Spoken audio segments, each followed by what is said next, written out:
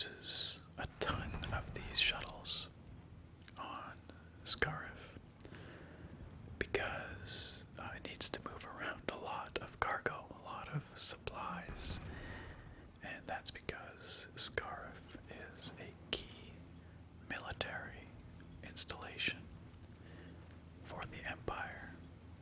It's a site of manufacturing, and it's also a site of research and engineering, and it's where the Empire keeps all of their plans and blueprints for their myriad machines of war and super weapons. They keep them right here in the Citadel building, and they can beam them through the atmosphere to orbit as required. So this is a key location for the Imperial war effort. It's kind of ironic that it is so beautiful. It's a tropical paradise with these sandy beaches covered in myriad shells and swaying palm trees.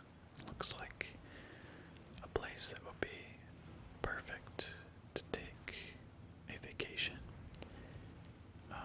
if it weren't such an important military site for the Imperials.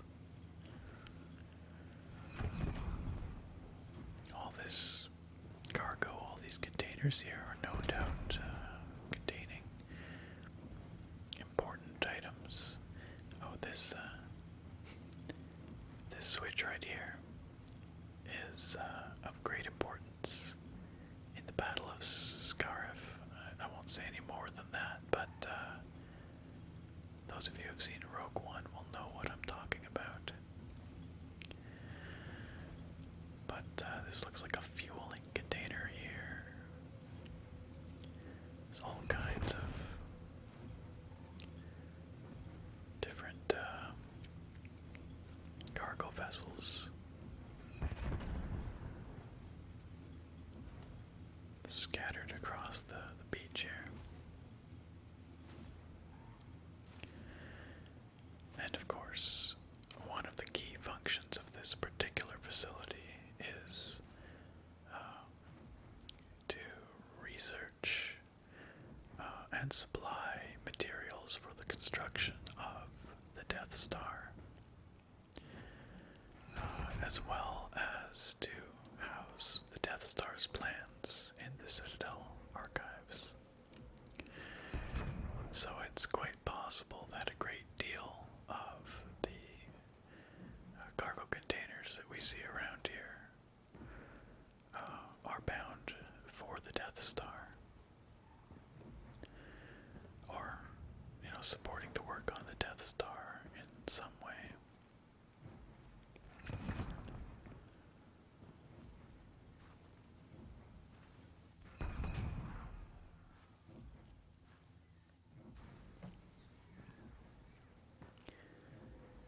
There really is quite a diversity of these containers,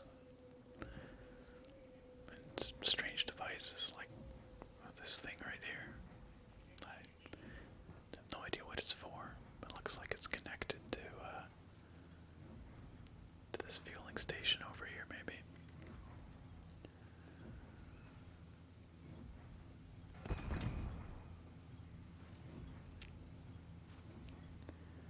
Why don't we take a look at these interesting ships just up this set of stairs here. These are a unique element of the Imperial Navy. They are TIE strikers, and they are specifically designed for in-atmosphere flight and combat. You can see they've actually got these elongated cockpits, these long pods, which house the pilot but can also be used to carry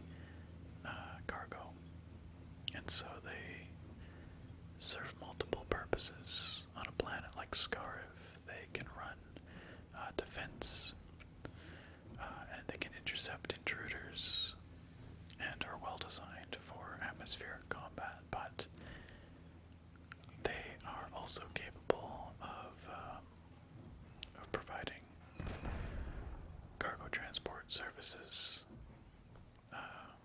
when there's no threat present. An interesting modification of the TIE design, still powered by the same twin-ion engine, of course. That is a signature of those fighters.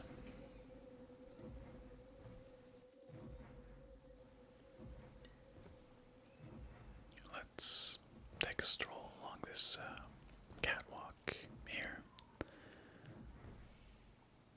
This is a strange glowy thing. We'll just, sure, do that. From up here we get a lovely view of the surrounding beaches and jungle. You can see the waves rippling in the intertidal zone and the swaying trees, sunlight shafting through, illuminating the leaves. It is a lovely sunny day here on Scarif. Skies are blue.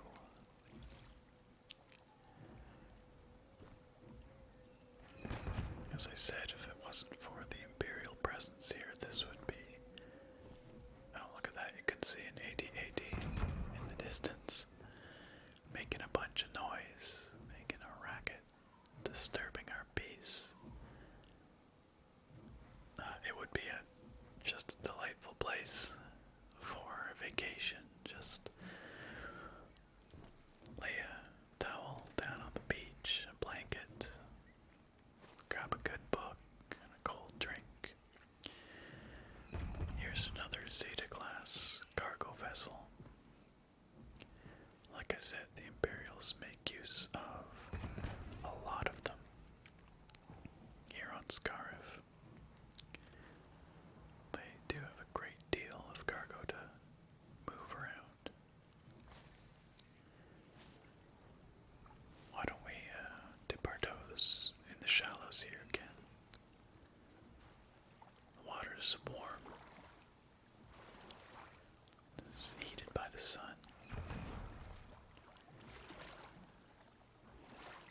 Take a little stroll down under where we were walking before on that catwalk. Love the way the sun shines through the palm fronds.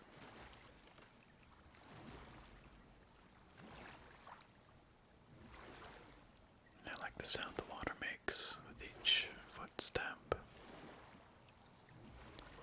And the shadows of the palm trees in the shallows.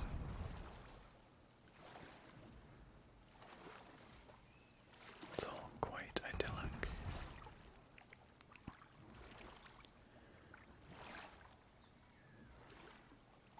The waves lapping gently on the shoreline, scattered with all kinds of ocean debris.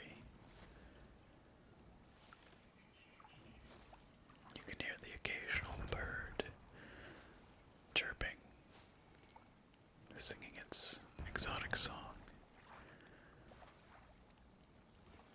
in the forest.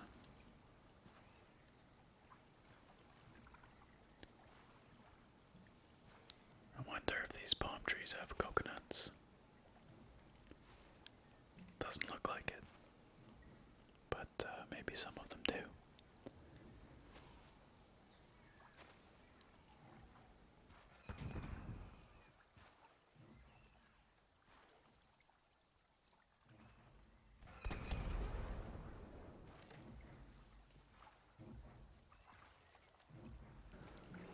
This little island over here to the right looks pleasant.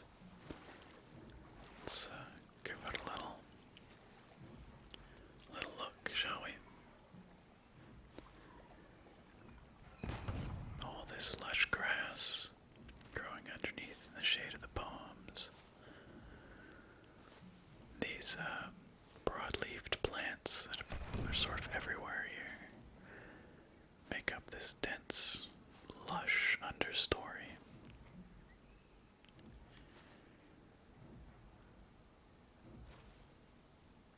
It's quite peaceful over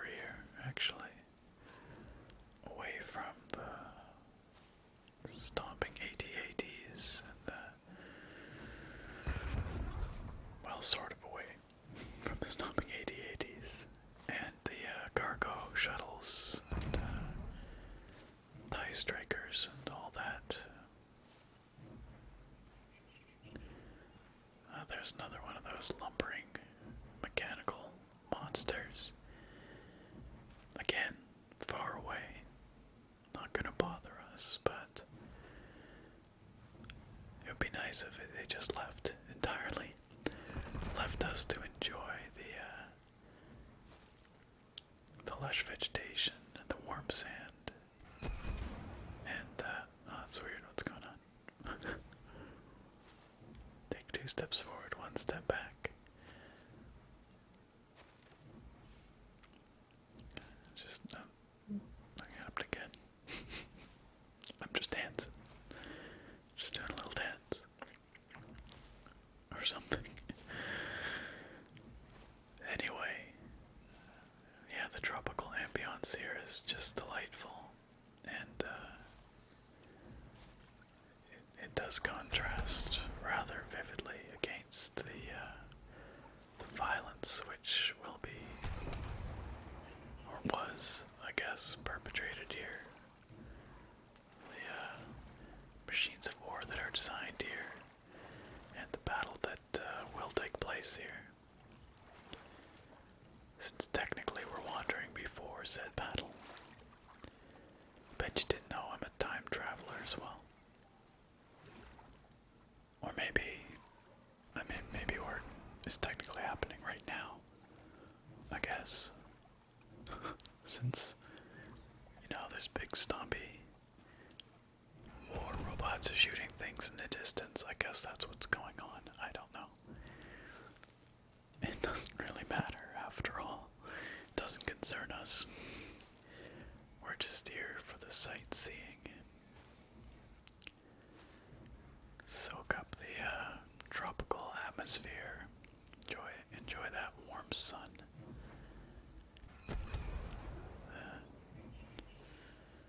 Tropical breeze.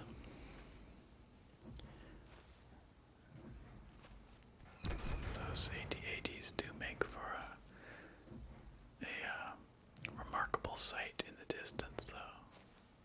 Quite impressive. Aside from the fact that they're, giant lumbering death machines, they look pretty neat.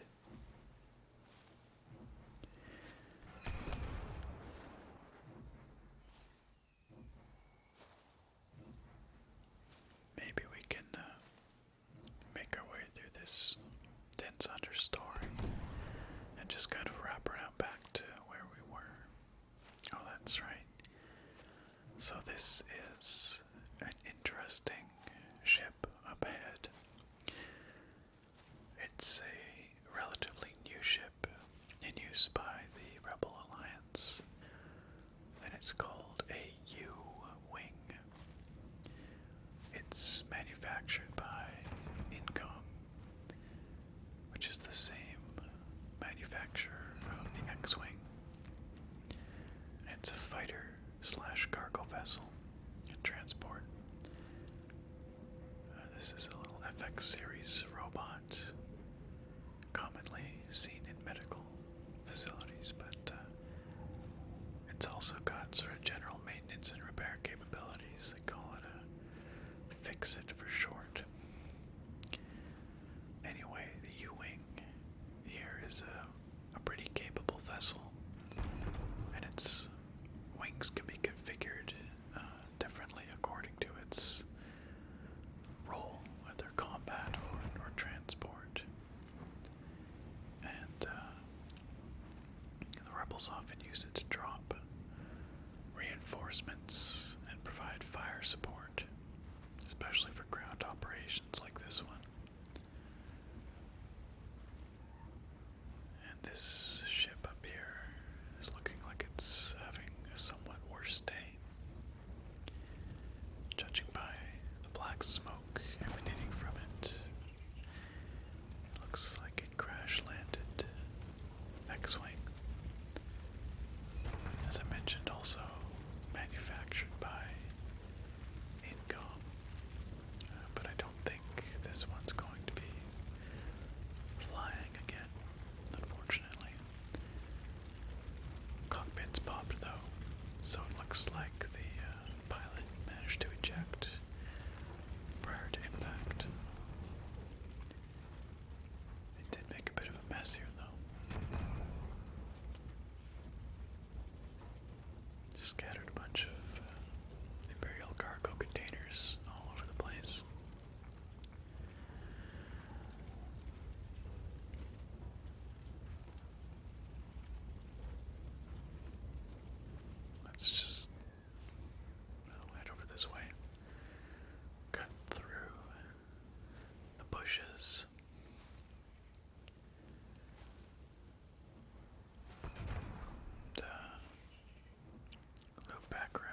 close to where we started, maybe. Because I think we've largely seen what there is to see. At least on this little patch of beach. It's a planet of extremes. You know, and that, like I've mentioned, it's a place where such terrible things have been created, terrible weapons of mass destruction, and where,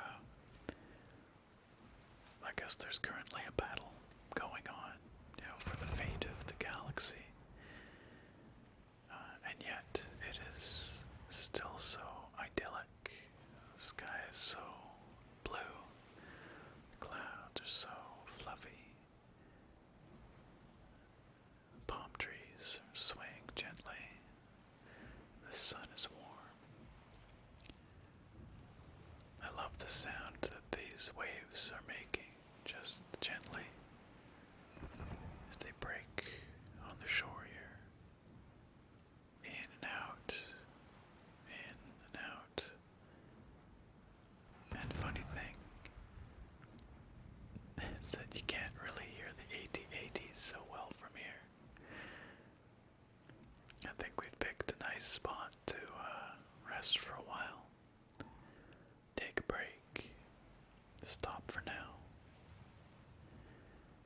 And just soak up some of paradise here. Really, the Imperials should scrap their entire facility here and convert it all to tourism, because they would do so well. Can put their research institutions and their weapons manufacturing on some crappy ice planet or something. Save this one for the rest of us. Anyway, I do hope you enjoyed this Scarif wander today. I do appreciate you coming along. I hope you found it relaxing. Thanks for coming. I look very forward to having you back here next time.